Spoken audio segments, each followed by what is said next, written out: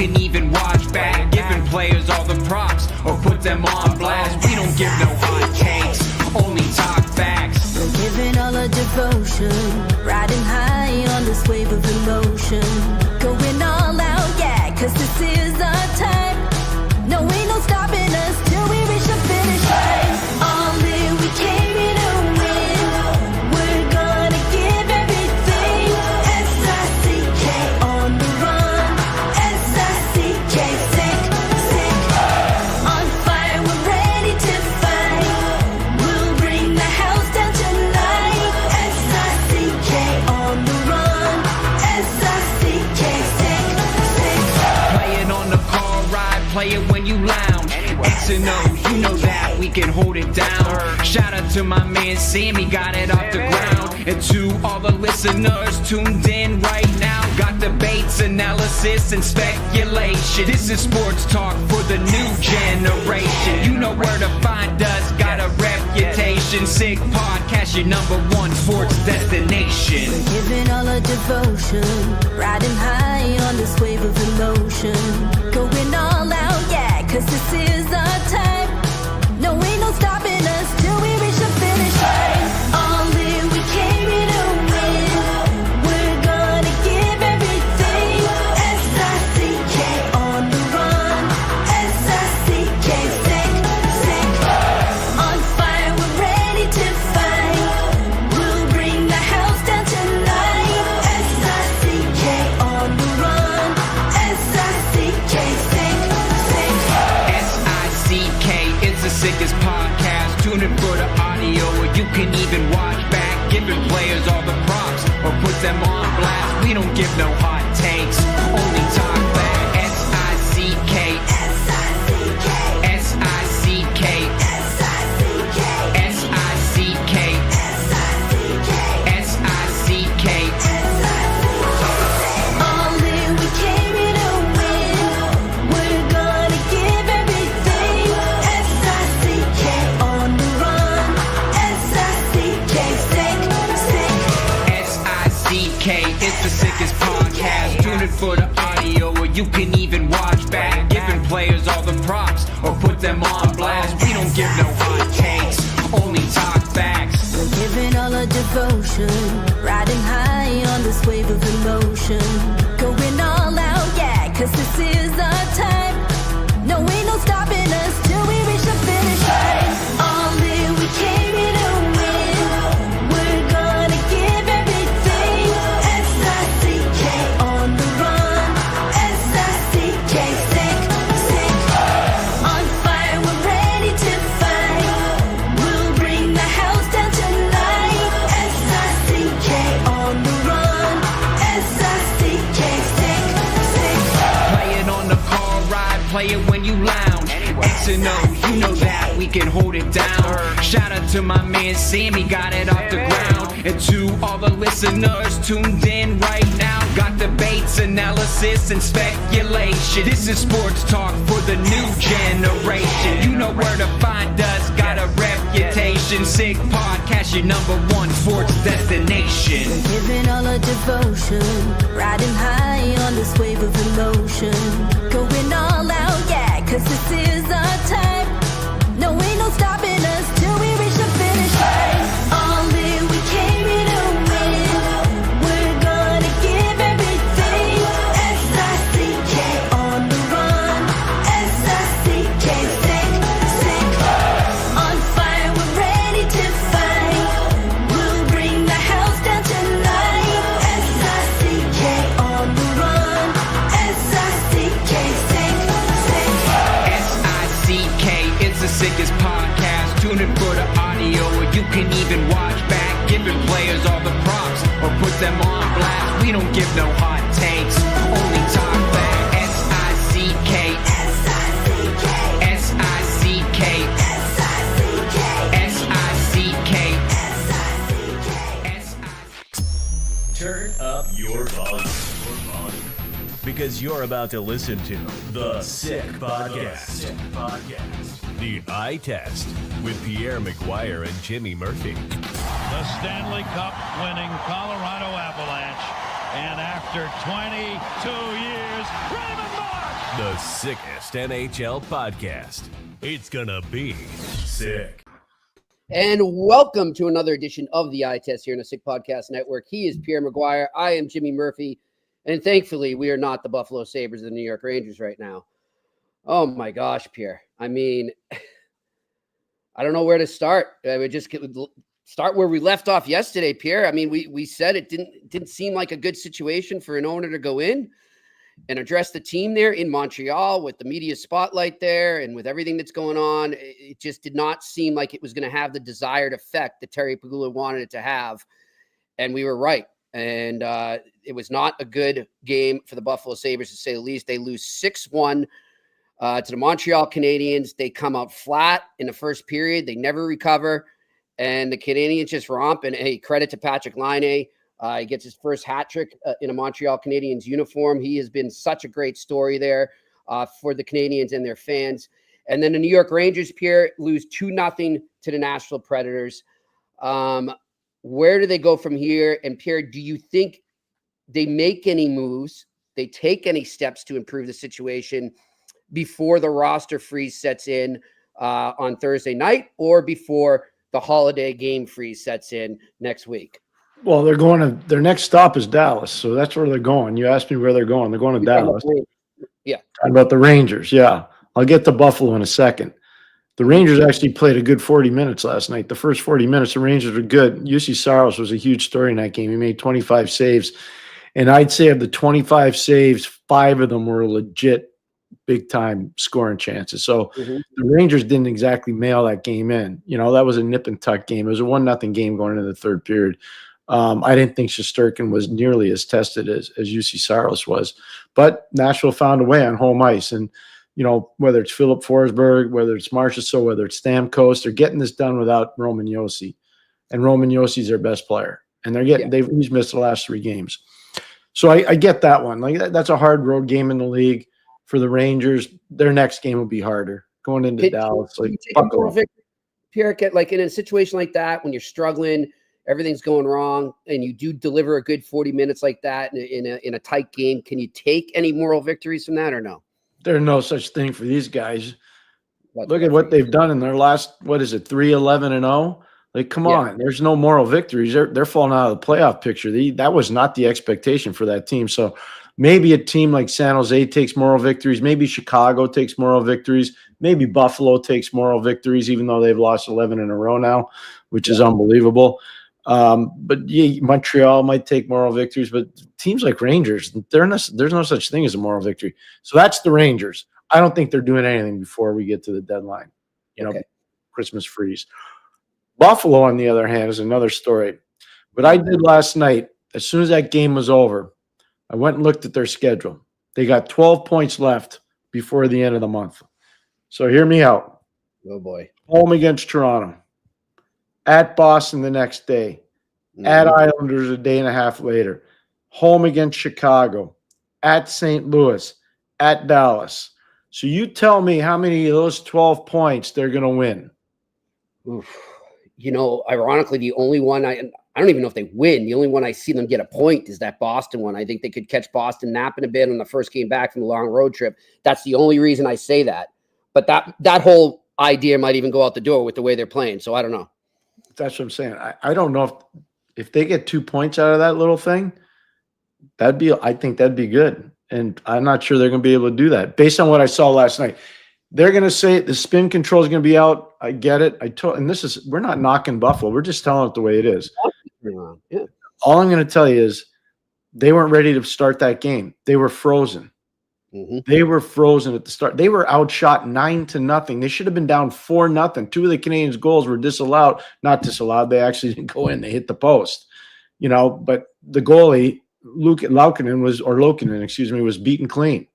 So they should have been down 4-0. They were outshot 9-0 to start that game. So I don't know where Buffalo goes. I feel terrible for Lindy Ruff. My goodness. Me too. It's not fair to him. And like we said, texting, and we've said it, I think, even on here, Pierre, he has so much pride in being a Sabre. It's part of the fabric of him as a person and a coach.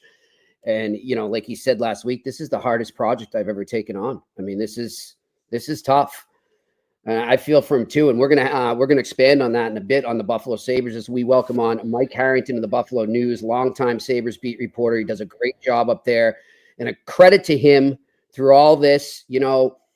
One thing that, Pierre and I talk about, and sometimes it gets under our skin, is that there isn't much reporting anymore. It's more that the reporters have become an extended mouthpiece of the team at times. And this is in all different NHL cities. I'm not labeling Buffalo right now. But Mike is one of the few, I think, who still tells it like it is. And he has to go in and face these guys every day, whether it's the players, the coach, management at times, or maybe the owner when he's walking out of a meeting, addressing the team. But he does it, and a credit to him. So we're looking forward to having him on the show right now. Pierre, before we get to that, there are a couple other topics I wanted to touch on quick in case we don't have time. And one of them is something that you have been harping on and really trying to ring the alarm on, probably, I think, since September, before the season started. When people start to project what's going to happen with the season and where the league is financially and stuff like that. And, the constant message we got from the league and from the PA, from the national networks that are carrying the NHL was all positive. Everything's great financially. We couldn't be in a better place, record ratings, blah, blah, blah, blah, blah. And you continue to say, okay, that may be true, but there's something nobody's talking about, and that's the Canadian dollar that is drastically dropping.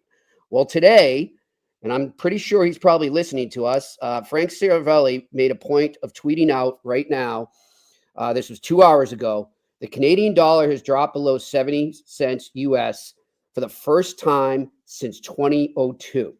Think about that. That's 22 years. Of course, the NHL and NHLPA are watching closely with billions of hockey-related revenue earned in Canadian funds. Quick back of napkin math, each cent down equals 20 million in HRR lost. That's correct. So, Jimmy, I warned you about this in September. Yep. There's a reason why I did it. I have financial resources in Canada. Mm-hmm. So I study it every day. And I got friends that are very prominent people in the financial businesses. Mm-hmm. And I asked them their opinion. And I always ask them because I remember once coaching in Ottawa back in the 1990s. Listen to this story because it's going to blow you away. Now, I'm just going to tell you, the Canadian dollar dropped a penny and a half, almost 2 cents, okay? Wow. We were on an extended road trip. Now, the budgets are way different. Like our payroll was $10.5 million, okay? The whole team. It wasn't 80 million. It was 10.5. Just to put it in perspective for everybody. So because it dropped that much, do you know how much of a budgetary increase there was for the trip, for the salaries, for everything? What do you think it was? I'll tell you. It was almost $350,000 for a penny and a half. Wow. Okay. Now remember what I told you. $10 million was our payroll. No private planes, no Ritz-Carltons, no Four Seasons, no St. Regis, 10-person scouting staffs. Okay? Now change it to where we are now. Yeah. 50-person scouting staffs, private planes everywhere, St. Regis hotels, not $55 a day per diems, $120 a day per diems. Start doing the math. State-of-the-art practice facilities they got to run. Everything. So I've been concerned about this in September, and thank you for bringing it up. And finally, I think they're scared because, and I'm not trying to scare people in Canada. I'm just telling you what I've heard from people that I really respect. I'm not in the financial business, but I do invest. And I'm just telling you right now, I have people telling me 50-cent dollar is coming. 50-cent dollar is coming. And if that happens, they can say whatever they want. There's 7 teams in Canada. They take in Canadian, they pay out US. Yeah. This is real, and it's been real. This is real. And they can be mad at me at the league office for saying this. I'm just stating facts. I'm just telling you the facts. I'm not trying to pick a fight. I'm telling you what's happening. Yep. I agree. Interesting question too I got from somebody on Twitter. who does listen to us from time to time. His name is Dan Grace, Pierre. And I tweeted this out earlier, and I, credited you like I just did here. And Dan wrote, so do you think this might make expansion an option? And he's talking obviously in the United States, an option sooner than they wanted to. If they can get $1.5 billion each for 2 new teams, it might help offset this momentary issue. What's your response to that, Pierre? Yeah, well, first of all, it's a great question. It's a great way to look at it. Here's why, and I told Jimmy this, and I never said this on the air, but I'll say it now. I think expansion's coming before the next collective bargaining agreement, because the next collective bargaining agreement, the players are going to want expansion money. Bingo. Right now, they don't get any. They don't get any. So I think you're going to see expansion because of that. The owners are going to take the money. And I don't know if they create another Canadian assistance program or not. I don't know. I have no idea. But this is a very major issue. I'm glad Mike Harrington's coming on because he sees the empty seats in Buffalo. I'm going to tell you something that really, really caught my eye last night. The empty seats in Pittsburgh, I was stunned. I was blown away. And the empty seats in the Tampa-Columbus game in Tampa, I was like, whoa, I haven't seen this in a long time. I know. And Pierre, I mean, even was it last week or the week before when you and I were texting at the beginning of a Canadiens team and saying, "Well, the lower bowl's a little." That was the Islanders. It was the Islanders game, and Patrick Roy was there, and the lower bowl in Montreal was not full. Yeah, and that's Montreal. I mean, that says a lot right there. And it's Patrick Roy. It's Patrick Roy coming back to Montreal. Right. Well, let's get to the Buffalo Sabres, and we'll expand on that topic as well if we can with Mike Harrington of the Buffalo News joining us here on the Eye Test on the Sick Podcast Network. Mike was up in Montreal for the game last night. He was there the day before when they canceled practice and were addressed by their owner. I was messaging a little with Mike, and I cracked a joke saying, I guess Pegula didn't give him the Herb Brooks speech. Quite the opposite, I guess. Mike, what happened and what is happening with this team right now? Murph, Pierre. Hey, Pierre, there's not going to be any empty seats in Buffalo tomorrow. You're not going to have any problem with that. For Toronto, Toronto, I know where the people are coming from. Mike. Don't worry, I know. 18,000 Leaf fans there, so that's not going to be an issue tomorrow. Yeah. What's happening in Buffalo right now? You don't have 2 hours, Murph. I was a little surprised and not surprised. Nothing happened today. No one went on waivers. To this point, no one's been traded. No one's been fired. And that's how they roll right now. The players' message was all the answers within the room. And let me tell you, guys, the morning skate yesterday was full of media. We're in Montreal. And full credit to these players. 7 or 8 of them talked, some at length. And the mood was very good. The vibe in the room was very good in the wake of the owners' meeting with the team. Okay, so let's see how it translates to the game. And they come out and lay the biggest Easter egg you'd ever see on the rink at the Bell Center. Nicholas Aube-Kubel commits a turnover at his own line 10 seconds into the game. Puck ends up in the net, a little bit of a bad break off a ref, and they go haywire. And here's the stat of the day, guys. At one point in that first period, you know what the shot attempts were? The shot attempts were 21-1. I know it was 9-0. I know the shots on goal were 9-0. That's what I know. 9-0. The attempts were 21-1. It was like the rink was tilted to one end. Wow.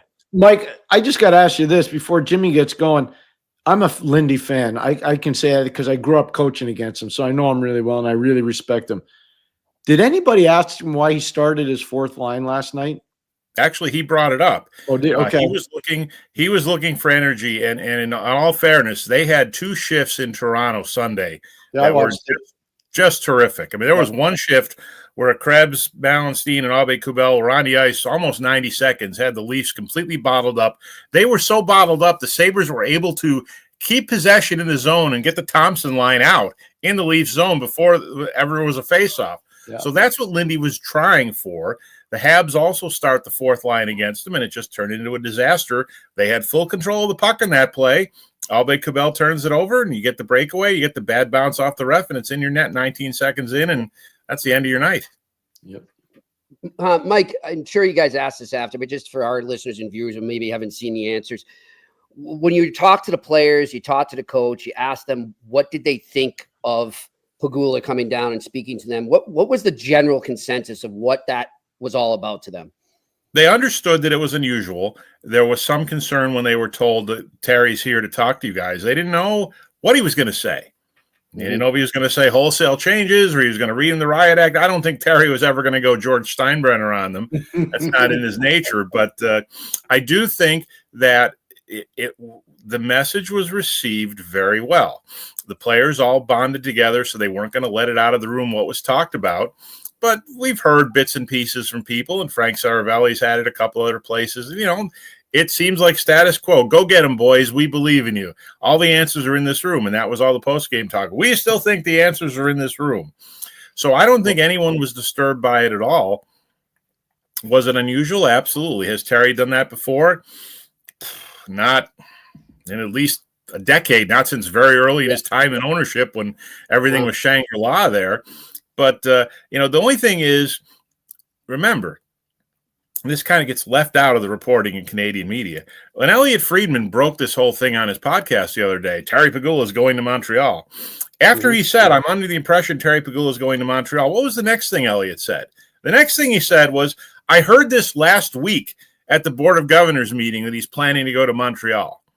So the narrative that Terry Pegula, in a complete panic, got on the first plane out of Detroit to go to Montreal to talk to the Sabres isn't true.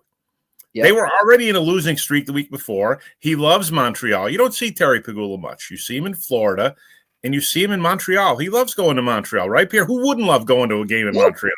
I agree. You know, so it was planned anyway. It wasn't like this fire call. Oh, my God, I've got to get to the hockey team in Montreal. No, by the time he got there, after planning it a week earlier, they had lost 10 in a row. He was probably hoping they had won a couple by the time he got there. But he was planning it anyway. But be that as it may, real unusual for any owner to do that. Obviously, a real desperate time. Obviously a real desperate time in the franchise history. And then to lay an egg like that and embarrass yourselves like that. Let's not forget here, the Montreal Canadiens are not to be confused with the 2015 Canadiens or the 77 Canadiens or whatever. They just lost 9-2 to the Penguins last week. So, you know, just a terrible performance. And here's the one other thing, guys. 10-game losing streak going into last night. They had only been outscored in those 10 games by 16 goals. They were not getting blown out. They had led. They had scored first in 6 of the last 7 games. They've blown 3 multi-goal leads. They had, I think, 6 one-goal losses and 2 others by 2 goals with an empty netter. So that game was really kind of an aberration, but I just think it was symptomatic of all the pressure that's building up around this franchise right now. Hey, Mike, I got to ask you this. I said it to Jimmy last week, and I was pretty sincere about it.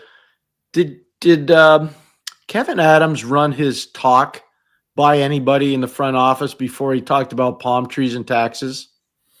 Well, I mean, there's the backstory behind that. You know, I'll be honest with you. They blew the 4-goal lead against Colorado, and I did what any nose to the grindstone journalist would do. I asked for an interview with the general manager. I wanted to see where his head was. They had lost 5 in a row. They had just blown a 4-0 lead at home for the first time in the history of the franchise.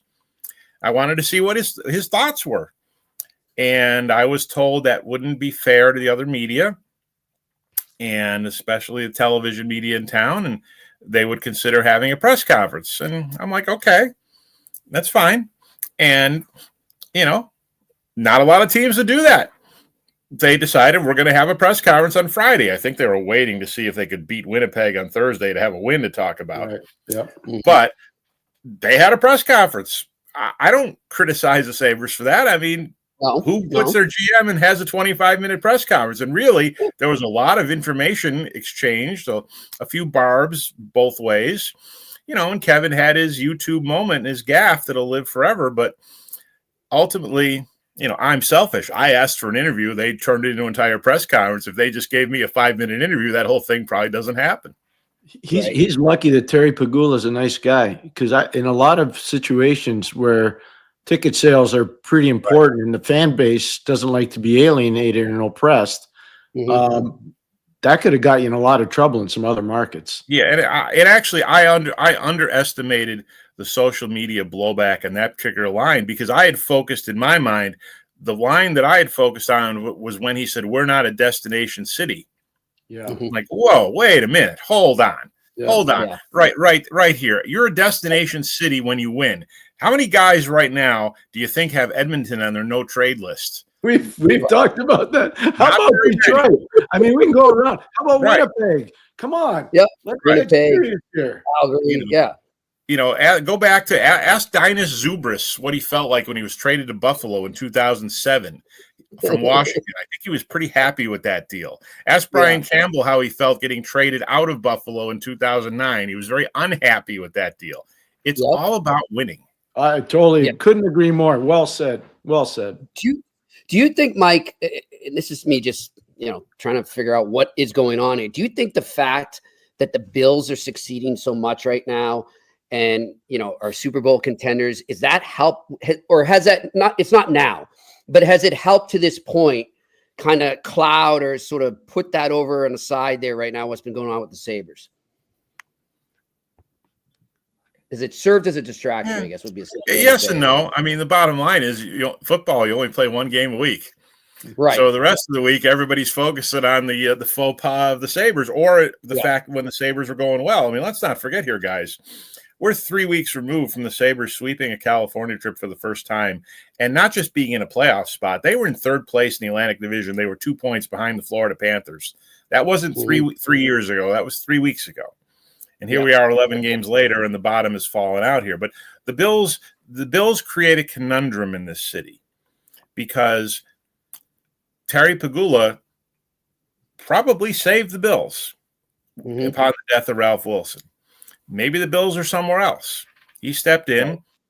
The Bills are winners. The Bills are winners really out of luck. Terry Pegula, let's not forget, he hired Rex Ryan. That didn't work.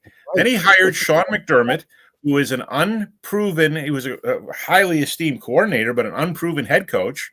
Sean McDermott brings in Brandon Beane, never been a GM before, out of California. They want to draft a quarterback. McDermott says, no, it's too early to draft a franchise quarterback. Terry wanted this guy. They passed on some guy named Patrick Mahomes. Terry wanted him. And the next year, Terry said, we want a quarterback.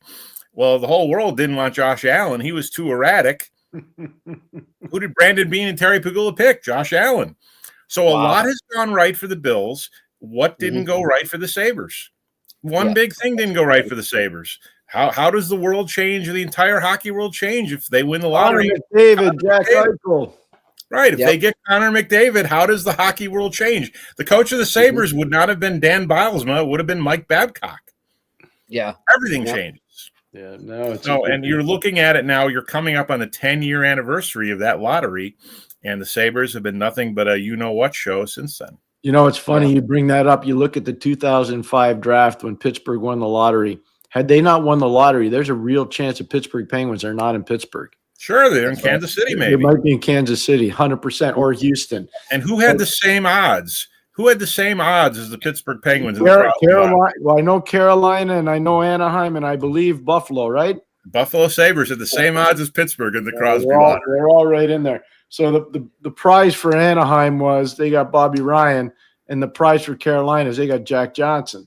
And the prize for Pittsburgh was they got Sidney Crosby. You can't even equate those players. However, you can't equate those players. Anaheim and Carolina also got their cup. They did, but the cup in 06 was Laviolette understood how to play without the red line better than any coach. Yeah, because he had played it in college. None of the other guys had ever done it. So he understood that. So Carolina wins. And in 07, Berkey's team was just barbaric. Yeah. How do you get Scotty Niedermayer and Chris Pronger in the same off season?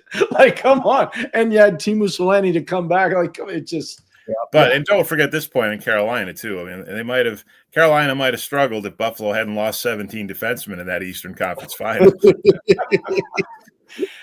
Mike, go ahead, Mike. One of the greatest treasures, I think, in the American Hockey League are the Rochester Americans. I think it's just an amazing franchise. I've spent so many days of my life scouting games there or being involved there. how come they haven't used that as a better grooming tool lately? How come they haven't utilized that with some of their young players? Why are they rushing so many guys, Mike? Well, it's interesting when you look at it. They get locked in some cases, like Zach Benson. They would have Zach Benson in Rochester last year and this year. The rules don't allow Zach Benson to be in Rochester. That's one problem. Some guys have stayed there. I mean, Jack Quinn and J.J. Peterka played multiple years there and were groomed down there. Yeah. Levi is kind of ping-pong back and forth, really needs to stay there. He was good last year. He's been very good this year. Consta Hellenius, their first-round pick this year, is off to a good start. The Amerks have a pretty good team again. They do. They've had guys, but they do tend to rush people. And, there's been a lot of winning in Rochester. Guys have gone in the playoff runs. Ryan Johnson's been down there. Quinn and Peterka had a good playoff run. So it's a tough scenario to have, Pierre. You're right. The one problem is it's a vicious cycle when you don't win. When you have the longest playoff drought in the history of the league and the longest playoff drought in the 4 major sports except for the New York Jets, you're desperate to do anything, and you tend to rush guys out of necessity. But, the one thing last night after the game, we were talking about with ourselves media-wise who we were going to interview, and I was feeling after that game it was such an aberrant performance. I said, no kids. No kids. We're going to interview men after this game. Yeah, and we did. Alex Tuck and Ryan McLeod and Connor Clifton. There aren't enough men on this team. That's one of the problems. They are the youngest team in the league by age. They're not by games. A guy like Dahlin's played almost 500 games, but they need more experienced NHL players, and they just don't have them. Jimmy, before you go, I just want to ask Mike one thing. I know, how many games I coached in the Odd, and I was around the Odd, and there was an identity in the Odd. Like the Odd was a hard, Mike better than it's a hard place to go, Mike. It was a hard place to go. It really was. Mike, they had an identity. Like all those years I was around, there was an identity there. There's no Buffalo Sabre identity. Not anymore. No. There was. No, there but was. Do they ever talk about getting that back, Mike? Like, do they ever talk about that? There was when they won. When in 2006 and 2007, in 2010, when they won the division and Ryan Miller was having the world's greatest goaltending season, there was an identity there. There was noise. There was passion in the stands, passion on the ice. They've lost all that. They chose to lose intentionally. 10 years later, they're still paying the price. They've chosen their organizational structure without a president of hockey operations. And yes, Pierre, Ray Shearer would be at the top of my list too. But Terry Pegula doesn't like that model.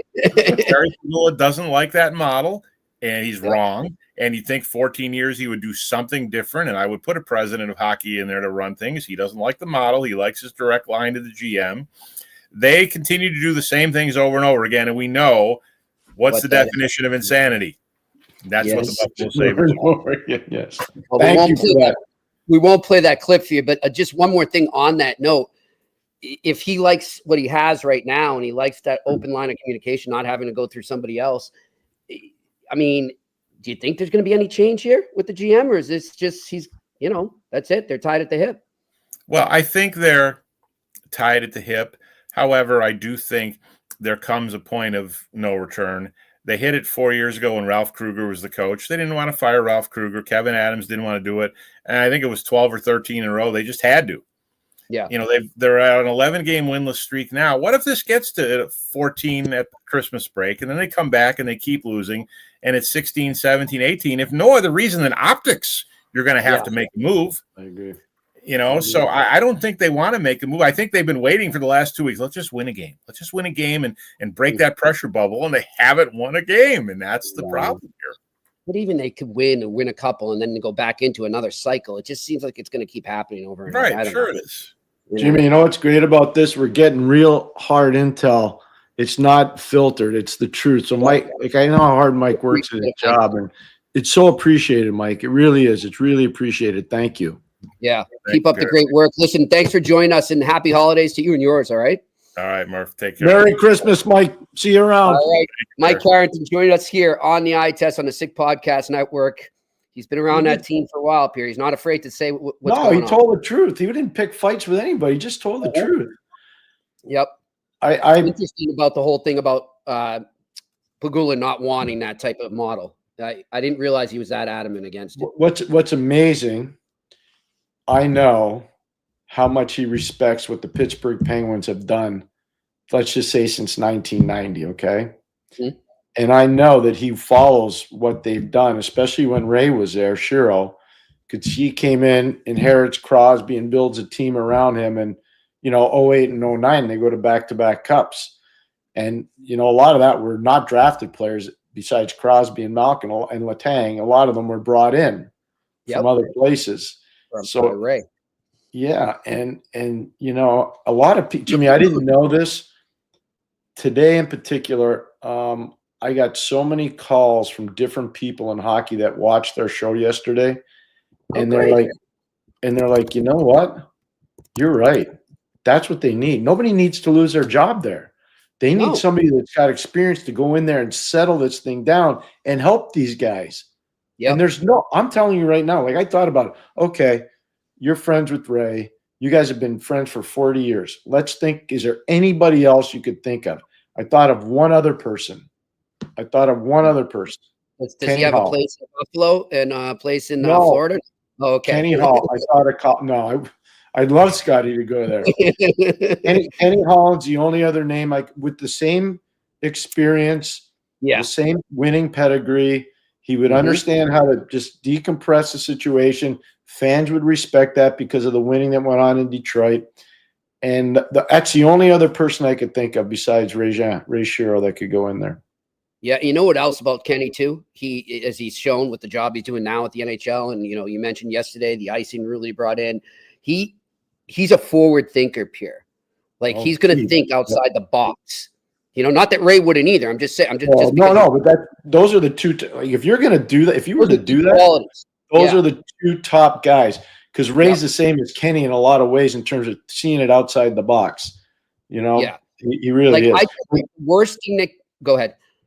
No, finish up.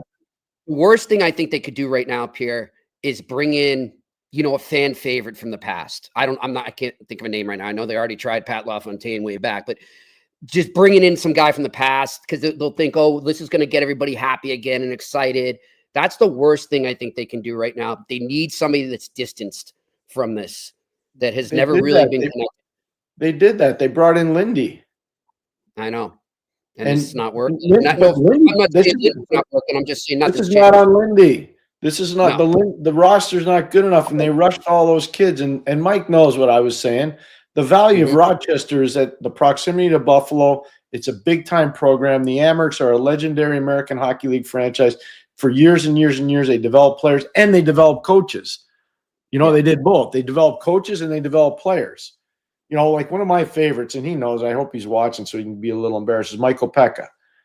I was working in Belleville when Michael Pekka was an assistant coach to Seth Appert in Rochester. Seth Appert's on the Buffalo Sabres coaching staff now. He runs their power play, and I can tell you right now, I watched Michael coach there. I watched him involved in practices. Michael Pekka should be a head coach, not too far down the road in the NHL. Yeah, I'm just telling you. He was such a smart player. He was on. My grandfather used to take me to all the Bruins games.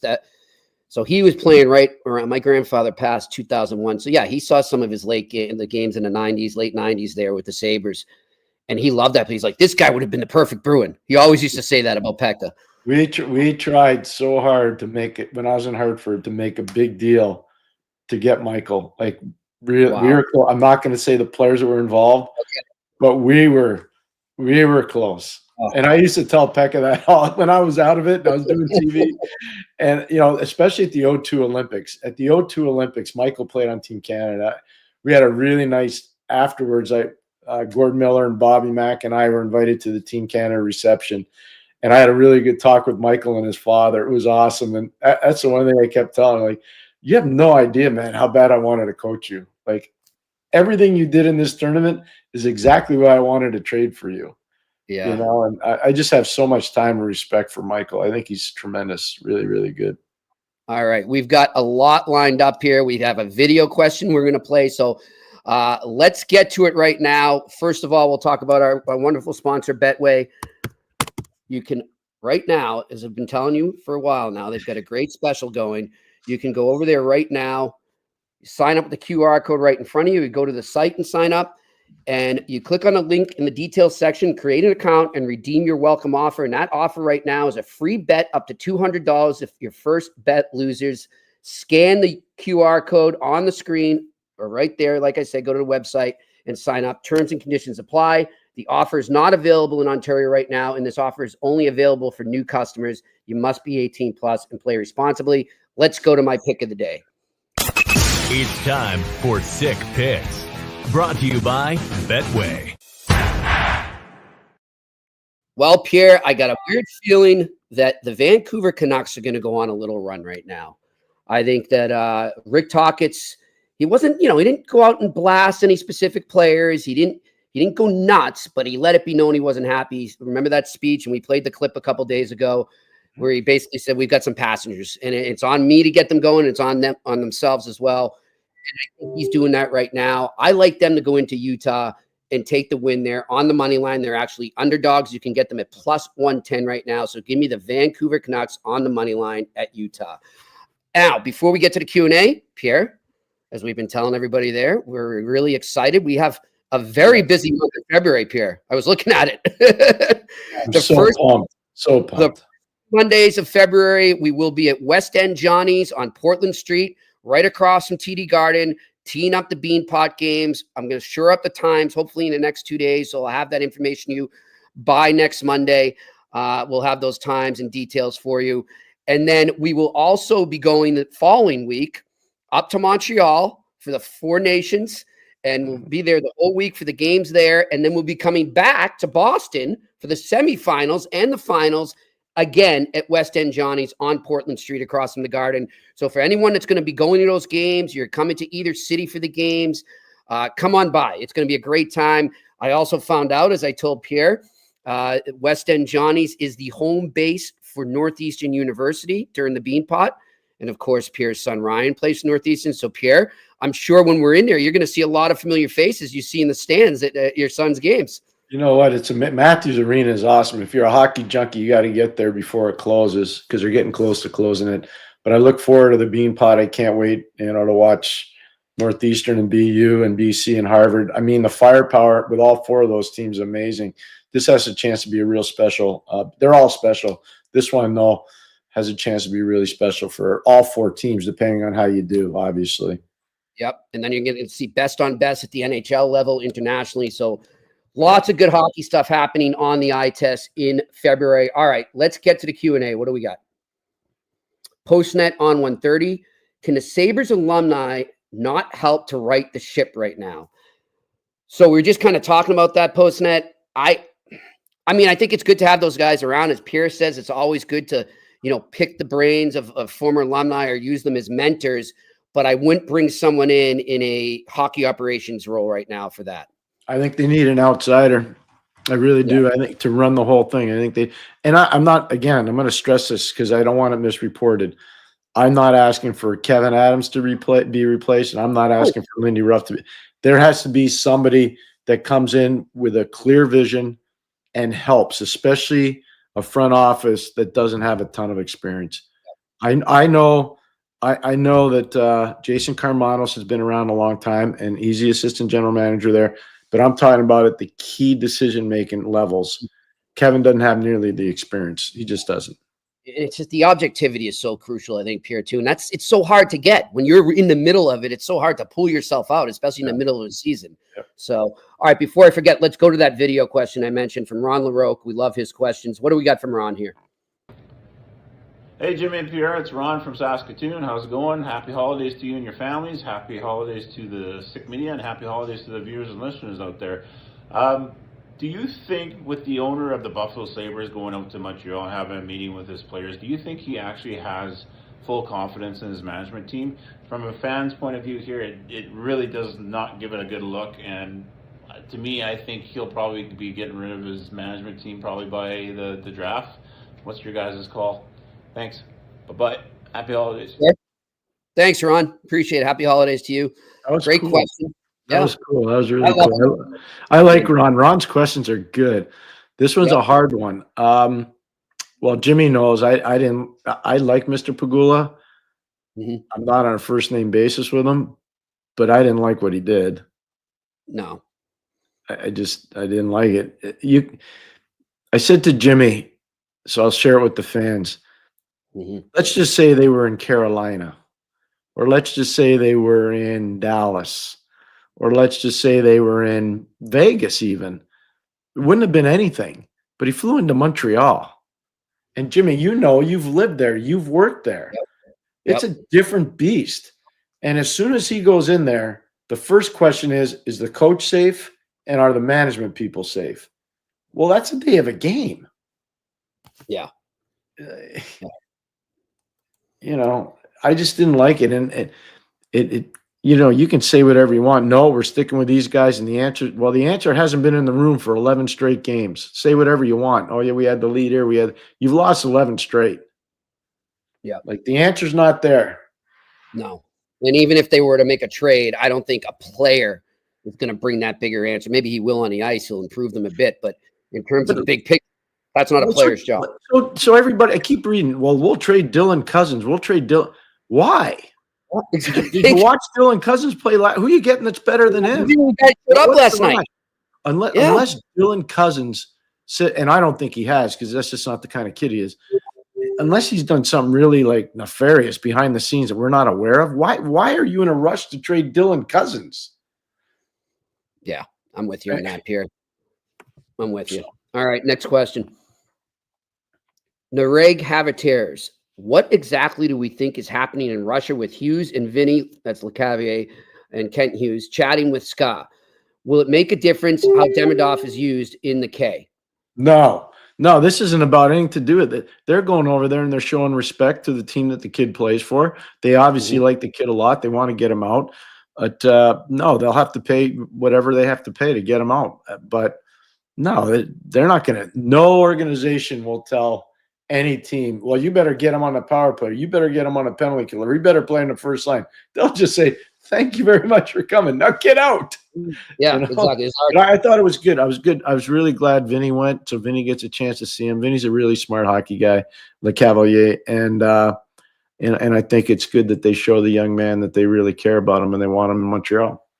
Pierre, what you're saying there too about how a team would respond if you tried to tell them how to use a player or run their team. I take it the same goes for colleges too, when you've got prospects in colleges. Yeah. Okay. Less is more. Less is more. Exactly. All right. Next question. Alex Ivanowski. I was very happy with the way Columbus played after watching Fabro get hurt and go down 4-0. I'm still getting used, by the way, to Fabro being on the Blue Jackets. The Jackets from the past few years would have packed it up and lost 6-0. I think the culture is changing. Am I wrong? No, Alex. That's a great observation about you. Yeah. And good on you for watching the Blue Jackets. I don't think I'm watch them. Yeah. I like watching them too. So I said to Jimmy before, Alex, I was shocked that the empty seats were in Tampa, number one. Number two, I love how they were shredding Vasilevsky up high, especially the Sillinger power play goal. That was a thing of beauty. Fantilli's shot coming off the rush was elite. So there was a lot to like there. Like I was really impressed by Columbus's pushback. I thought Tampa played reckless, but I do, I like what Dino Evason's done with the group. Like those guys push back, and they're not going to win a bunch, but they push back. They're going to be a hard out. They're going to be a hard out all the time. Go ahead. And I was just going to say, Werenski is probably the most underappreciated top defenseman. Now I know USA Hockey really likes him. This guy's really good, Jimmy. Like he's really good, and not enough people talk about him.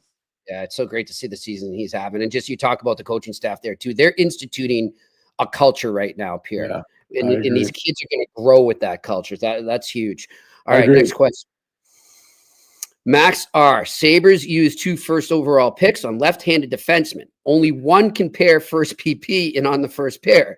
Should they have done something else with the second pick? Great question, Max. I mean, I don't want to get into the shoulda, woulda, couldas, but it's a great point. No, so I have no problem with them taking those guys. You look at I grew up in Montreal where Guy Lapointe, Serge Savard, and Larry Robinson were the big three. Wow. And they won a lot, 5 Stanley Cups in the 1970s. I have no problem with what the Sabres did there. Look at Dahlin is starting to find his way. I know he's hurt right now. Owen Power needs to start to find his way. He's had a tough little run here. And look, I know he's not the most physical guy. Everybody wants him to be, a ground and pound guy. He's just not like that.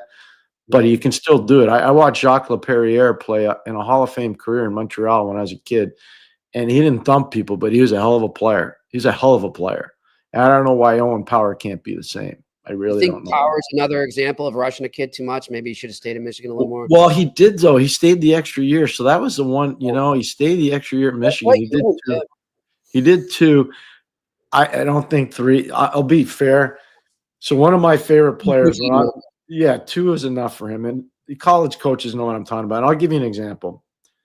One of our really good friends through this show is Greg Brown, the coach at Boston College. Jimmy, pull up his numbers now and you'll see what I'm talking about. He played 4 years at BC. And it's interesting because he's a Buffalo Sabre draft pick. He played 4 years at BC and the Olympics. And I kept saying, this isn't good. This isn't good. This guy should be a longtime NHLer, and it's not going to materialize. And you can see they're 4 years, right, at Boston College there? Yep. Yeah. He should have been out after the second year. He was too good. It was too easy for him. So when he should have been pushing through a threshold, he stayed the same. Don't get me wrong. He was a very good player. But his career never got to the level it should have because I think he stayed too long. Well, he's doing a great job coaching at Boston College. Oh, is he ever? Is he ever? And what a gentleman. Jimmy, stuff. I don't have to tell the people at home what a gentleman he is. Just an amazing guy. Really, really good person. All right, next question. John Smith, can you guys shed some more light on why Jake Wallman we were just talking about this, Pierre. With a second for nothing. I know there were cap issues, but it seems that he was a bargain. Was it a mistake? I mean, John, I'm with you. It appears that way right now. The only thing, and I'll ask Pierre, maybe I'm wrong. The only thing I wonder is, did they have so much confidence in what they had coming at the time on the blue line that they were looking, you know what, we can take this money and fill another current need on this roster right now. That's the only way I look at it. Yeah, I mean, I wasn't in any of the meetings, so you're probably closer to being right than I would be. I just didn't like the move. I remember when the move happened, and I said to Jimmy, that's not that. No. Remember that? Yeah. I was working out, and I called Jim. I'm like, "Oh, Jimmy, this isn't a good. This isn't a good move." Yeah. And I don't know what happened. Sometimes when those deals happen, stuff gets said, and the manager says, "You know what?" And I don't know if it got said or not. I have no idea. Yeah. But sometimes stuff gets said, whether it's the agent that says it or the player that says it, and the manager says, "You know what? We're good. You're on your way. See you later." Yeah. Yeah. I don't know what happened there, but the whole thing's a little different. That's all I'll say. It's a little different. It was an interesting one for sure. All right, next question. Bert, Pierre, what are some immediate red flags for you when you are scouting prospects? Great question, Bert. Kids that aren't coachable, kids that are undisciplined.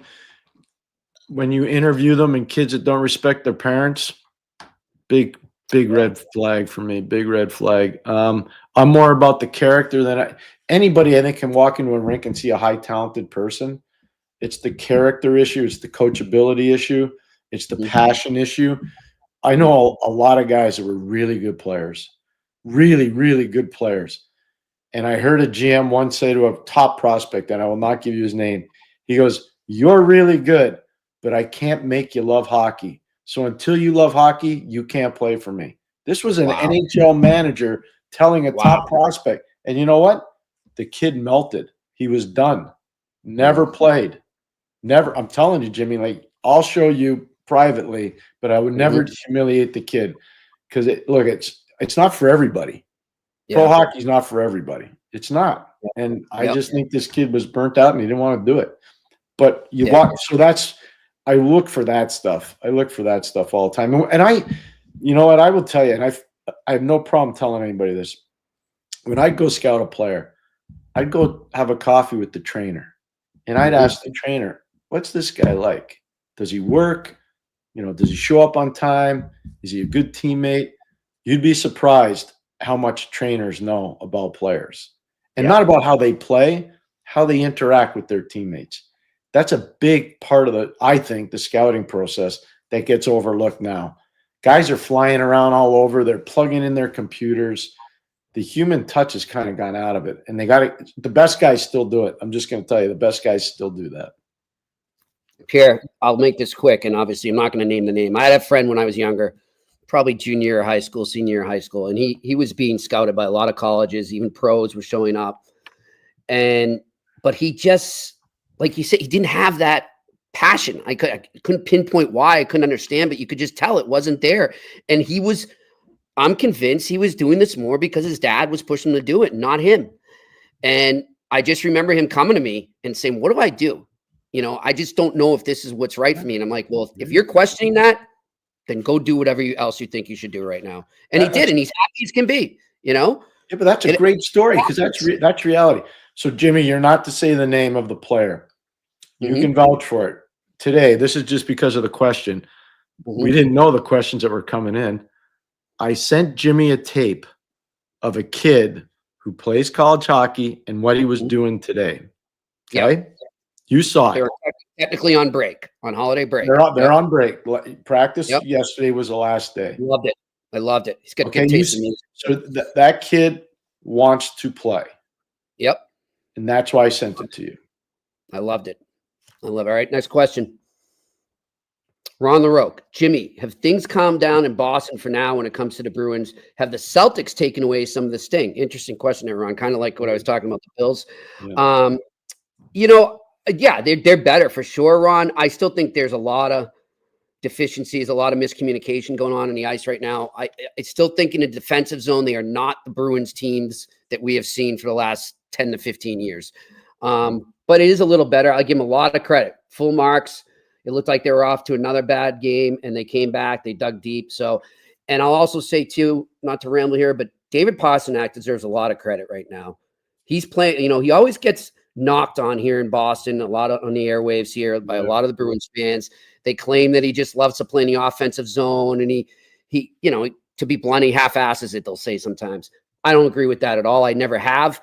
And right now, you watch him closely. He's the hardest worker on the ice for the Boston Bruins. So I just want to get that out there. That was really good. I agree with you. I don't like they're beating this guy up all the time. No. Superstar. No. They need to appreciate him. No. He's an easy target, but he shows up. Yep. He does. Yeah. He shows up. And so, yeah, that's good, Jimmy. I'm glad you said that. Thanks. Good job. All right. Next question. Shane Loney, would Ehlers' pending UFA out of Winnipeg be a fit on the Habs with Line A if the Habs do indeed want to compete for the playoffs next year? Yeah. So, Shane, we talked about this on Tony Marinaro's show last night, Maxime Lapierre and I and Tony, and in the post-game show. It's a great point. It's really a fruitful point. Here's my concern. They have Nicky rated as a number, 6 feet tall guy. I don't think Nick's 6 feet tall. Like, how many small guys, and it's not that he's tiny, but he's not massively big. I just don't know how many guys you can have that are smaller. You got Owen Beck coming, you already got Lane Hudson there. Cole Caulfield's a small guy. Nick Suzuki's not a giant. I just don't know. But I understand the point. I would be worried about the size. That would be my biggest concern. You know what? I'm happy this question came up too, because I had a question from Jimmy in the Village here, Pierre. Yeah. What about Kako up there? Considering I'd rather have Lafreniere or Lafreniere. Sorry, Lafreniere. Sorry, I would too, but I don't feel like he's available. But I would think Kako is or will be soon. If you can get him on the team. No, we're not going down that road. No. All right. Jimmy's gonna put a eraser on that. Okay, I erase it. Delete. We're not speculating on players being traded because we're reading it in the newspapers or. No, until we know, no. Okay. And I would tell you, if you were to ask me who would I like to have off the Rangers, I would rather have Lafreniere. Let me ask you this. Based on what you watch of Kako, can he, no matter where he is, I'm not speculating on teams, what does he need to do? If you're his coach right now, you're watching his game, to you, what's the biggest thing that stands out that he's not doing to take it to that next level? So one of my favorite coaches in U.S. college hockey is Nate Lehman at Providence, okay? And one of the things Nate does is he pushes guys hard. So guys are always going to he's got that Trevor Connolly now, and Connolly's acted up a little bit, And he sat him down when he had to, but he pushes a kid, and you see the kid gets better. So if you were to ask me what's Capo Caco got to do, he's got to get consistency. And the one way you get consistency is when somebody's pushing you. Pushing you all the time. And if you're not getting pushed and you're not competing, you're not getting better. And I think this guy, he's got a big bag of tricks, but he didn't show them all the time. He just doesn't show them all the time. Yeah, I'm with you on that. And speaking of Nate Lehman, my friend, we will be having him on Campus Friday this week. Good to have him on. Well, that's a good segue, Jimmy. Thanks. Yeah, nice. I like it. I like the way you think. Imagine that. Great minds think alike. And I want to just tell listeners, too, while we're on the thought, it came to my head. The following Friday, we're going to be all about the World Juniors since it kicks off there on Boxing Day in Canada, in Ottawa. And also Monday, we will have a show. And then Tuesday, Christmas Eve, and Wednesday, Christmas Day, we will be off. And then we return on the 26th to talk some World Juniors. All right, next question. We got 5 more. Let's rip right through them. Ed Tamboni. Mishkov coming over last year, and now Hughes LeCavier gone to talk to Rottenberg. Is there money involved in these things? May we? I don't know. I'm not answering that. Well, I don't know if they've offered any, but I can tell you yes. The answer is yes. Probably is usually. Yeah. Yes, there is. At least you don't have to sneak them out of the country, Pierre. Like they used to do. No, but we almost had to on one guy. I can tell a story now because I live to tell about it. But we tried to get Andre Nicolishin. He was a tremendous player. But back then when I was in Hartford and I went over and we couldn't get him signed. You had to get him signed in those days. I think it was December the 1st. If you'd have him signed by December 1st, he couldn't play for you in the spring. And we tried everything to get him over and couldn't do it. And I found out later, no matter what I presented dollar-wise, it wasn't happening anyway. So I lived to tell about it because I didn't want to offer money and then get taken out by somebody, if you know what I mean. Yeah. Things were a little different back then. And that's real. Pierre's not exaggerating. That is real. They were a little different. All right, next question. Postnet on 130. Patrick Lane and the Habs had the Bell Center hopping last night. Lane had 3 power play goals and was -1 for the night in a 6-1 win. Is plus-minus stat misleading for players? Not for that line last night, it wasn't. No. Not for Kirby Doc, Patrick Laine, and Slavkovsky got to get going 5-on-5. The power play is great. Slavkovsky looks like a world killer. Puts jam in the net, and Patrick Laine and a one-timer on the left side is a right shot, lethal. And with the playmaking of Lane Hudson, the composure of Suzuki, that power play is going to be unbelievable. Right. But 5-on-5, no, it's not misleading on those guys. Those guys got to start to bring the heat 5-on-5. They're, Slavkovsky moves up to the big line, and so you need to see more from him. Newhook goes down. But, Jimmy, I'm just going to tell you, like, Slavkovsky could be a dominant power forward, but it's between years for him. It really is. Yep. Two things. Two things on that, add on that and build off it, Pierre. With Laine, too, I'm glad this question was brought up. You saw his quotes after. He came out and said it. This was not my best game by any means. And so at least he's recognizing it. He's being open about it, so that's good. But if you're a coach and you have that weapon, that's such a valuable weapon to have on your power play when you have a guy that can launch it like that. I mean, they make such a big difference. They make a huge difference.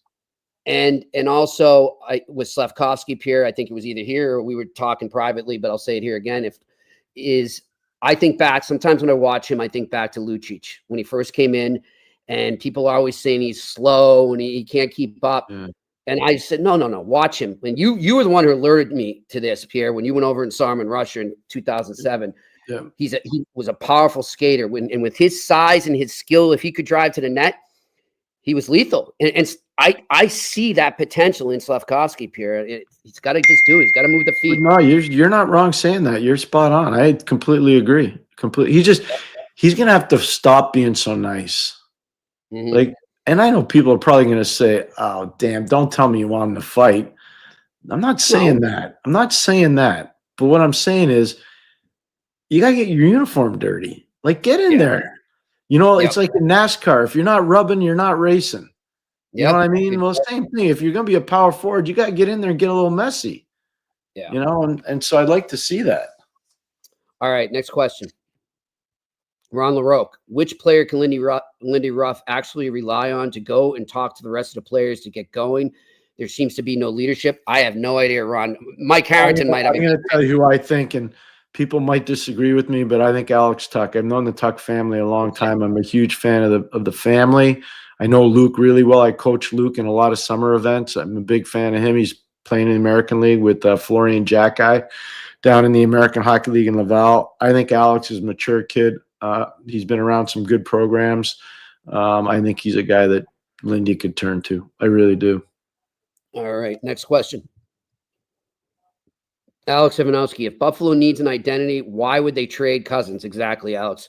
He brings that mentality, and he's a young center. Trade one of the smaller, skilled wingers. They got a bunch of them. Great point by you, Alex. We agree. Totally, completely agree. Couldn't agree more. No, you're not. Like, there's certain guys. You're not trading Peterka.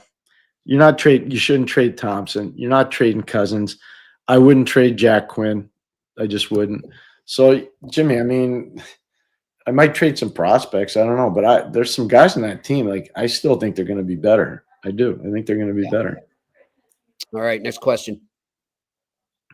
Postnet on 130. Hi, Pierre. Any snow at the top of Mont Tremblant? Yes, there is. There is. And I'm excited for my friends that work at the mountain. I'm excited for my in-laws that make their living up here in northern Quebec. And it's a great time of the year. When I was a kid growing up, I didn't get to come here much just because of hockey and sports. Right. But when I was working, obviously in the league, I never got a chance to come up. But it's a cool place to be at Christmas time. And there's snow up there. We got about 80, I think it's 87 or 88 runs at the mountain. I think 34 or 35 are open. Jimmy, I think I told you my summer job used to be to work. I worked for Charlie Duncan at the mountain. So I cut all my brothers and I would work cutting the trees there and then bringing them out to the middle of the ski slope and burning them. That was our summer. But there were a lot of bugs back then. If you didn't have the bug thing on, you'd have some big bug bites. Yep. Good stuff. Good stuff. And how was the temperature up there today? It was warm again. Around, little warmer than freezing. So I'm going to say like 30, 35 Fahrenheit, 36 Fahrenheit. Yeah, it's dropping down here tomorrow through the weekend. We're going to get some snow, they say. So we'll see. Hey, by the way, Jason Logan's saying he might see you up there. He's going on the 26th. So do me a favor. How to get in touch with. Give Jason my number and tell him to call me. And I would love to see him and invite him over. He's more than welcome to come over. You can meet his kid who's named after Sidney Crosby. There you go. I know that. I remember when we met him at Hurley's. He's a nice man. I remember that. Yep. All right, next question. Ron LaRoque, watching Maxime Lapierre on Tony's show last night. Why is he not a coach? He's amazing. I texted Max right after I worked with him. I said, keep it up, young man. You're doing a great job. I totally agree. And I was really proud. I know Max a long time. Going back to when he played junior before he came to Montreal. I think the last junior team he played on was in Charlottetown, PEI. But he played head. Jimmy, I don't know if you know this, but he played head-to-head. The matchup was always him against Crosby in matchup. And, he would drive Sid nuts. And I'm sure Sid drove him nuts too. Well, yeah.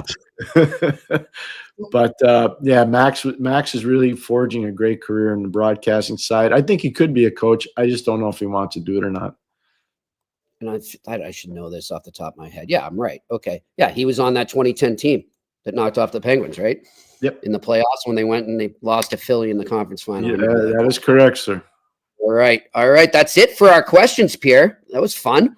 Another great episode. And thanks to Mike Harrington. Mike Harrington was really good. I hope Mike's still watching because I want him to understand like that. I appreciate when guys just tell the truth. He wasn't making it personal. Nope. And he answered a question we had at the time when Adams called his press conference. Remember, we were like, why is he doing this? Where did this come from? Well, now we know it was Mike. Mike made that happen. Mike did it. That's breaking news. Good for Mike to get that. I just, you know what? Again, I told you, when you learn from Bowman and you learn from Johnson and you learn from Patrick, when you're doing things like that, you have a debrief before you go out there. Yeah. And if you go rogue, and I don't know if he went rogue or not, but his answer wasn't appropriate. Backfired. It did. And it's not good. And I'm glad. I love what Mike said too about, disagreeing with the destination city comment as well. It's like, hey, it's a destination we're winning. So what's your point? Come on. Because that was guys who complain about going to Edmonton. Guys don't complain about going to Edmonton. No. Guys don't complain about going to Minnesota. the team's you good. have to shovel snow there too. Like it's not easy. Yeah. Guys don't complain. Guys don't complain about going to Montreal anymore. Nope. You know what? You guys. Hey, I want to give salutes out too. You watch Ottawa Senators play now. They're a tough out, man. I'm telling you. Those guys, all those young core guys there that are starting to get mature and understand, hey, you can't mess around. You got to be serious. Those guys are playing. Like Josh Norris is playing. Shane Pinto's playing. Brady's playing. Tommy Shabbat. This is the best I've seen Tommy play in a long time. They're playing. I have a lot of respect. They're going to be a tough out, Jimmy. This is a big road trip for them, and it started out great in Seattle last night. And I don't know if he has anything to do with it, Pierre, but Justin Peters, if he does, he deserves some credit because Linus Ullmark got off to a rough start, and he has turned it around. He's one of the best goalies in hockey right now. So Justin Peters is one of my ponies. I spent a lot of time with Justin when he was coaching in Belleville, and I'm a big fan. He knows that too. He did such a good job. Like you watch, Ottawa's got Levi Marilainen coming, and they got Mad Sogard coming, 2 really good goalies. And Justin Peters did some really good work with all those guys. And I agree with you, by the way, what he's done with Linus Ullmark. You're spot on, Jimmy. How much did he work with Gustafson when he was over there? He did a lot with Gus. He did a ton with Gus down in Belleville. He didn't back then. He did. Zach Burke was our coach in the NHL. Okay. But I can tell you, Justin did a lot with Philip Gustafson. Did a lot. Yeah. Good stuff. Good stuff. Well, credit to them. I'm glad you brought that up here. All right. We want to thank, again, Mike Harrington. Thank our crew up in Montreal. We hope Agnello feels a little better. We also in Yellow, you got to sleep at night. He's always out carousing. He's got to sleep at night. That's why he gets sick. You need some honey and tea. That's what you need, my friend. And thanks to the viewers and the listeners. And we always love your questions and answers. And again, we will be here tomorrow. And also, again, reminder on Friday, On Campus Friday, we will have the head coach of Providence College, Nate Lehman, join us here on the Eye Test. But until tomorrow, he's Pierre McGuire. I'm Jimmy Murphy. We'll talk to you on the Eye Test. And that's a wrap. Hope you don't miss us too much until next time. Follow the Eye Test with Pierre McGuire and Jimmy Murphy on YouTube, Facebook, Google Play, and Apple Podcasts.